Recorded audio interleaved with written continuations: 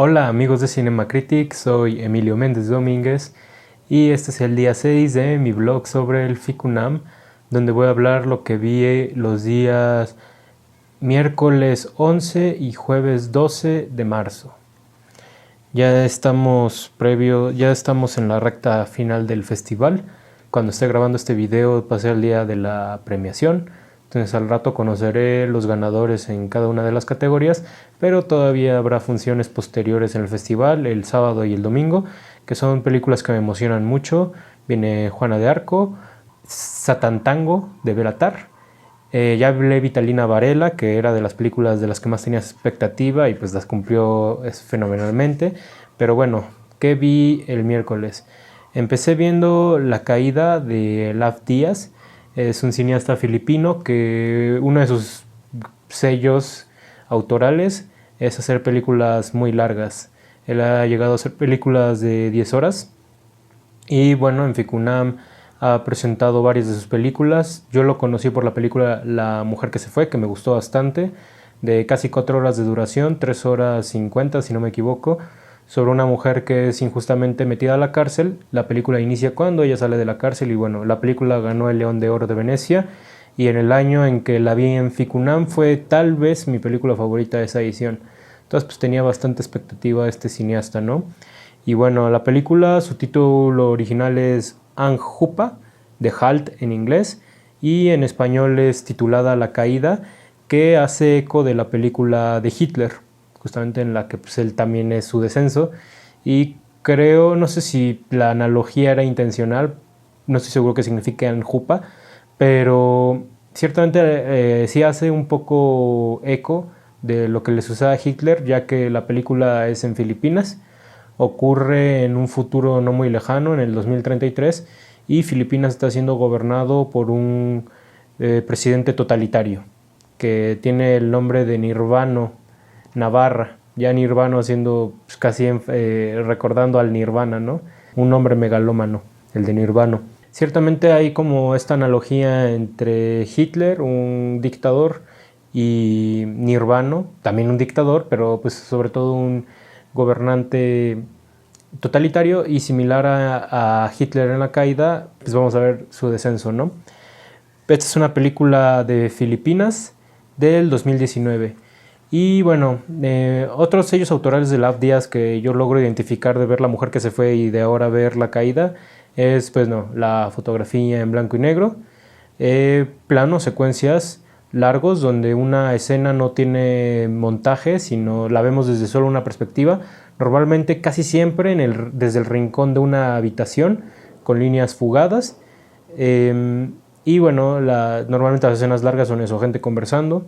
Es un poco estática su puesta en escena. Normalmente en La Mujer que se fue lo graba muchas escenas en la noche. Aquí toda la película ocurre de noche, ahorita explico por qué. Sobre todo la ramificación de las subtramas. Al ser películas muy largas, digamos que ambas películas, tanto La Mujer que se fue como La Caída, tienen una sola trama, tienen una sinopsis precisa, no es tan difícil de describir, pero donde se va a extender la película es en cómo se ramifica, en cómo a raíz de una situación principal surgen varias subtramas que van a estar rimándose entre sí, ya que pues, vamos a regresar a una y a otra y así constantemente va a estar malabareando el filme. Es curioso porque esta película la vi con un amigo, con Luis Jiménez, que lo vieron en el vlog de ayer, y pues él quedó insatisfecho con la película y entre otras cosas me comentaba que le parecía una película que se alargaba de más, que pues no tenía razón de ser tan larga, ¿no? Y ciertamente sí, de hecho también La Mujer que se fue tú te la puedes imaginar más corta, esta sin duda alguna también te la puedes imaginar más corta. Pero bueno, antes de ir a mi juicio definitivo de valor, creo que quisiera nomás terminar mi sinopsis. Vemos lo que es el gobierno de Nirvano Navarra en el 2033, pero a raíz de la geografía del lugar, de un fenómeno que hay con un volcán en Filipinas, ya no sale el sol. Entonces siempre están oscuras en Filipinas en el año 2033, como lo plantea Lav Díaz. Eso lo vuelve un poco ya casi apocalíptico, pero también el hecho de que hay un gobierno totalitario, que es un gobernante con problemas mentales, que no tiene quien lo detenga en sus decisiones, en su censura, en su dominio del pueblo, en cómo lo somete al pueblo. Y algo característico de también este gobierno es que hay abundancia de drones, de estos mini helicópteros que sobrevuelan Filipinas, vigilan, pero también identifican a los pobladores. Los pobladores tienen que identificarse con una tarjeta enfrente de ellos. Entonces ya desde ahí hay una perspectiva casi futurista, pero yo llamaría más prospectiva, ya que el futurismo es algo un poco más radical. Vemos cosas como más efectistas, más incluso yo diría fantasiosas. Y yo digo que esta película es prospectiva debido a que pues en realidad la película no se aleja mucho de algo que podría suceder prontamente. Y lo que acentúa esta característica es el hecho de que la película tiene un aspecto muy barato. Los escenarios no están tan trabajados, o sea, se ve que son casa de conocidos de Lav Díaz que se arreglaron un poco. De hecho, el propio Lav Díaz es el director de arte de esta película. Es el production designer, el diseñador de producción. También es editor, director y guionista de la película. Es casi autor total. De hecho, autor total, mejor dicho. Y también, o sea, aunque es una película futurista, pues en realidad pues los drones ya existen y de hecho son drones de modelos actuales. La diferencia es que pues, se ve a lo mejor un poco más futurista porque están todas las escenas, los vemos volando alrededor de la ciudad, pero obviamente son situaciones de realización que por cómo están acomodadas pues dan una impresión más larga, ¿no? Entonces eso es lo que pasa con la película. Es una película que es muy barata, luce barata, pero es muy fácil meterse en la diégesis que propone Lav Díaz y al mismo tiempo ver las cosas que son baratas en esta película. Que eso es pues un logro, ya que pues, Filipinas es un país tercermundista. Lav Díaz hace una película social, un poco metafórica, pero que pues justamente pues hace una crítica e incluso sátira al gobierno. Creo que la mejor parte de la película es este gobernante loco que pues, cae en lo ridículo. Tiene escenas que son graciosas, pero también escenas que son altamente preocupantes. El único problema que yo le vería, bueno, es un poco de acuerdo a mi amigo Luis, que tal vez a lo mejor puede ser un poco más larga de lo que podría ser, pero incluso pues, no es cansada. Un poco también por el tono, porque tiene una trama, porque tiene una progresión dramática. No es una película contemplativa. No, o sea, hay películas de 1 hora que se me hacen mucho más difíciles de ver que esta. Esta lo único difícil pues fue la cuestión física de las 4 horas y media de estar sentado, pero de ahí en fuera el ritmo no me pareció del todo desesperante ni nada por el estilo. Pero pues me parece que Lav Díaz logra algo muy interesante con una producción como económica que plantea un futuro no muy lejano. A esta película yo le pondría un 7 de 10. Cabe mencionar que esta película es parte de Atlas. Y bueno, ¿qué vi el día siguiente? Al día siguiente, porque... Ah, no, espera. Sí, todavía vi una película ese día, el miércoles. La segunda película que vi el miércoles fue Sole. Esta película es italiana. Es una coproducción Italia-Polonia del 2019, aunque principalmente ocurre en Italia. Y la dirige Carlo Sironi. Esta película se presentó en el Festival Internacional de Cine de Venecia, en la sección Horizonte, que es similar a la categoría de Cannes de Una cierta mirada, que son como para realizadores que están como en su primera o segunda película, y es parte de la competencia internacional en FICUNAM. La película es sobre dos jóvenes, un hombre llamado Hermano y una mujer llamada Lena. Hermano es sobrino de un hombre que quiere tener un hijo, pero él y su esposa son infértiles, entonces contratan a una mujer que es Lena, que está embarazada, para pues justamente darles el bebé cuando ella lo tenga, y Hermano, que es el sobrino, es contratado para vigilarla a ella. Entonces la película inicia así, con dos personas que tienen que compartir el mismo espacio, que tienen que compartir vida, pero por trabajo. Los dos no tienen ningún vínculo, no tienen afecto, particularmente por parte de Hermano, que pues es muy severo, es muy insensible. Cabe mencionar que él también tiene una adicción por las apuestas, toma malas decisiones, es en gran parte por eso que él tiene el tiempo libre como para cuidar de esta embarazada. Entonces cuando arrancó la película yo estaba medio cansado del discurso que pensé que iba a llevar, porque justamente el cine independiente, un tema que ha repetido últimamente es como el de la juventud millennial, que como que la ve sin esperanza, como jóvenes desempleados, como jóvenes sin estudios, jóvenes no preparados, que aparte de todo tienen actitudes muy intransigentes, muy soberbias, muy inmaduras y por eso fracasan en la vida, por eso cometen actos que los terminan condenando. Estaba tratando de pensar películas de este estilo y las que se me ocurren son Hermosa Juventud de España, Gang Bang de Francia, mencioné Salvaje en el video anterior, y son en realidad, a lo mejor en un inicio este tipo de películas me gustaron por su propuesta independiente, pero después me cansaron y ya después como que se me hizo una especie de discurso facilón en películas de festivales, como decir, ah, sí, la juventud está condenada. Más tengo que comentar que ha habido ejemplos refrescantes hoy en día, como Boraz. Boraz es estupenda, pero pues Boraz tiene el chiste de que no solo es una película que pretende ser como de realismo cotidiano, sino que pues, es una película de terror sobre una chica caníbal. Y también está el cine de Michel Franco, que me gusta bastante porque lo que hace Michel Franco es que sí te propone esta juventud condenada, pero también propone una narrativa, un argumento que es muy interesante por sus giros. Digamos que Sole se inclinaría hacia lo que sería el cine de Michel Franco. De hecho, se parece bastante a una película de Michel Franco. Es casi una película de este director hablado en italiano, así podría decirlo. Incluso pues hace eco de Las hijas de Abril. Eso es una virtud que vi en Sole. El argumento es interesante, tiene giros y particularmente es este arco que se le da a los personajes el que rescata bastante a la película, porque pues yo, bueno, al menos para mí, porque yo pensé que se iba a ir por el rumbo como condenatorio de la juventud millennial. Pues empieza a haber un cambio en los personajes, que no necesariamente es un cambio positivo y no necesariamente tampoco es un cambio como de moraleja, como de, ah, sí, puede ser mejor persona, pero justamente hay una metáfora, ya que la propia hija, que es la niña que van a tener, es la que le da el título a la película Sole, que es Sol en italiano, y es justamente como este amanecer, como esta posibilidad de una nueva luz en los tiempos de hoy en día, que más allá de la juventud, pues está condenada por otros aspectos, como los políticos, como el cambio climático, como pues justamente la sobrepoblación que hay hoy en día. Ve una situación ficticia, hipotética, de esperanza para la juventud, particularmente pues justamente en las actitudes de los personajes. Eso es algo que me gustó mucho.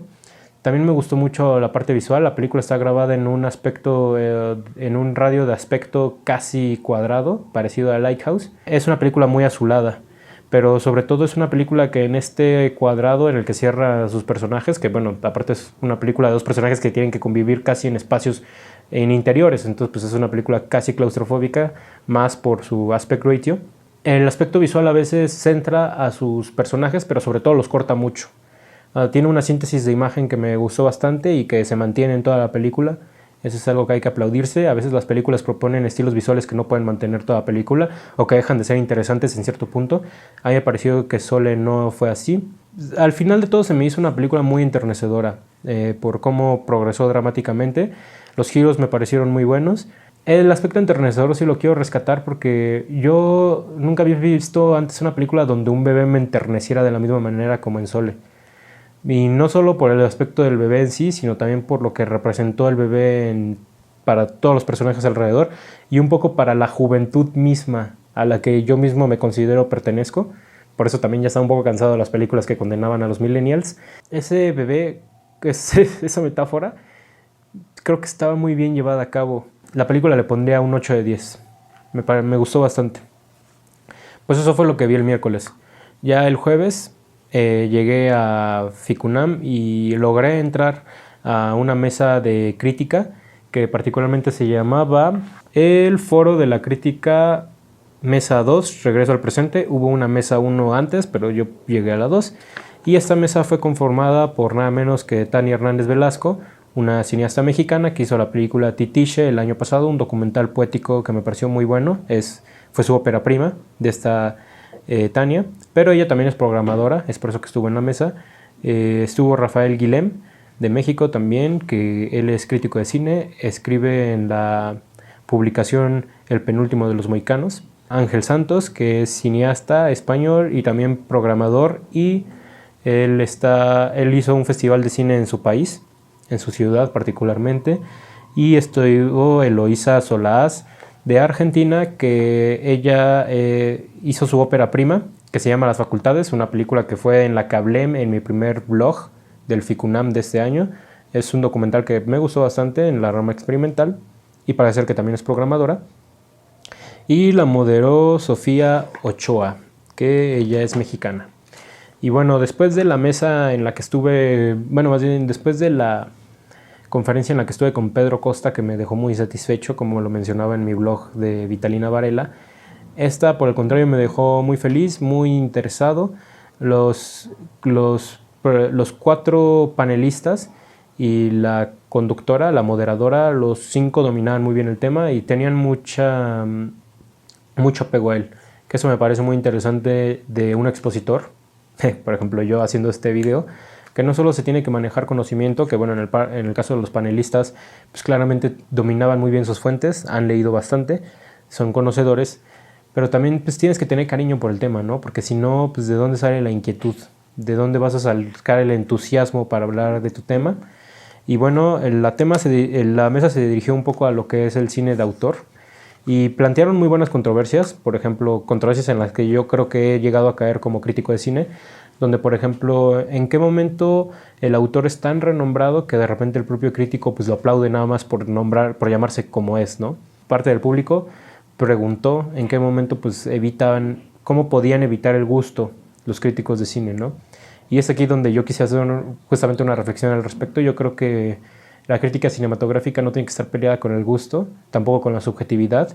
Tan solo yo comenté en un video sobre documentales que la subjetividad en el cine es imposible. Mismamente en el ser humano es imposible la subjetividad. Hay que aspirar a la objetividad y no hay que apegarnos a los juicios de valor, pero pues tampoco nos podemos despegar del gusto, ¿no? Porque pues por eso somos seres humanos. También por eso estoy peleado un poco con las personas que dicen, es que entrar a la película sin expectativas. Pues ¿dónde está nuestro botón de expectativas, no? ¿Dónde lo apago? ¿Cómo mido mis expectativas? O sea, es inevitable la parte emocional a la hora de ser ensayistas. Obviamente hay que tratar de ser un poco más académicos en cierto tipo de textos y formatos, pero o sea, yo creo que la parte del gusto no hay que negarla. Más el deber del crítico cinematográfico debe ser el justificar su gusto y el tener los argumentos suficientes para decir el por qué me gustó, por qué no me gustó. Y obviamente también si vas a ponerte a argumentar y a dar hechos duros, pues tener tus fuentes listas, ¿no? Entonces esa parte del autor se me hizo muy interesante. También hablaban un poco sobre pues cuál debería ser un poco la aspiración de la crítica en sí, un poco el crear comunidad, el dar a conocer nuevos filmes, pero pues tampoco creer que estamos haciendo el hilo negro al hacerlo. Y sí, pues, de hecho, por ejemplo, yo al hablar de por ejemplo, al hacer este videoblog, estoy hablando de películas que a lo mejor son desconocidas para mi círculo, pero que para nada creo que yo las estoy descubriendo, ¿no? Pues hay un programador del FICUNAM que es mucho más capaz de hablar de estas películas que yo, que las vio mucho antes que yo, pero pues yo justamente con ese videoblog quiero extender la discusión sobre estas películas, que eso es un punto que tocaron en la plática que me gustó mucho, el hecho de que el chiste de la crítica cinematográfica es un poco extender la vitalidad de la película. Es por eso que yo creo en lo que hago, es por eso que yo creo que es importante mi labor de crítico, a pesar de que, bueno, a veces a lo mejor mis críticas las han de leer 5 personas a lo mucho, pero pues yo creo que a lo mejor esas personas pueden interesarse en la película o a lo mejor de lo que ellas vieron, yo darles otra perspectiva. No puedo hacer esto un blog sobre crítica cinematográfica porque pues si no mejor haría un ensayo, que creo que debería de hacerlo, pero pues la mesa en general me pareció muy buena, los 5 panelistas muy competentes, muy sinceros, nada pretenciosos. Y ya después de la conferencia me salí y vi una película llamada Atlantis del 2019. Es una película ucraniana de Valentin Vasanovich. En esta película estuvo presente el protagonista de la película y el embajador de Ucrania en México. No había otro embajador en las otras funciones a las que entré. Y el embajador se mostró muy molesto por la situación de Ucrania, por la intervención que ha tenido Rusia y Estados Unidos en el país, por cómo la gente ucraniana ha sido víctima de una guerra que no le pertenece. Estamos hablando de un país y de actualidad prácticamente. Y pues justamente la película está ambientada parecida a la de Lav Díaz. La película de Atlantis, ucraniana, también está ambientada en un futuro muy cercano, solo que en el 2025.